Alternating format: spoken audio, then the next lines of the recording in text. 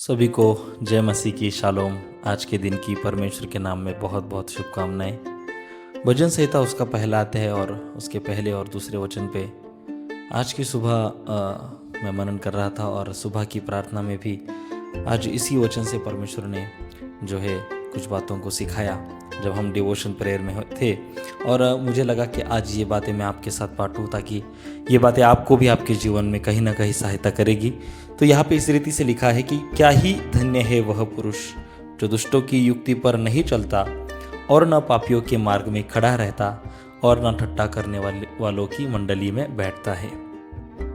और आगे लिखा है, परंतु वह तो यहोवा की व्यवस्था से प्रसन्न रहता और उसकी व्यवस्था पर रात दिन जो है ध्यान करता रहता है।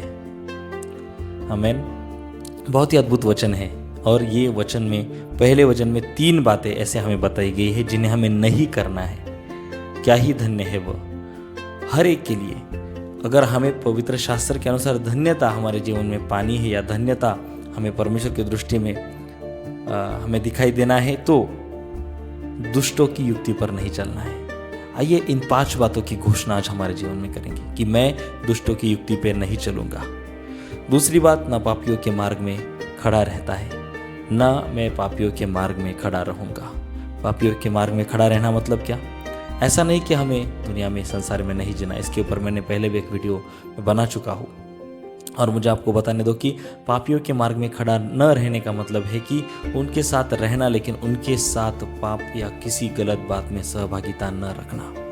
क्योंकि अगर हम किसी दोस्त, किसी रिश्तेदार या किसी भाई के साथ अगर कोई बुराई में है, कोई गलत कामों में अगर उनके साथ नहीं रहेंगे तो कैसे हम सच्चाई को उनके पास पहुंचाएंगे? कैसे हम उन्हें उस बुराई से, उस गलत मार्ग से सही मार्ग पे लाएंगे, है ना?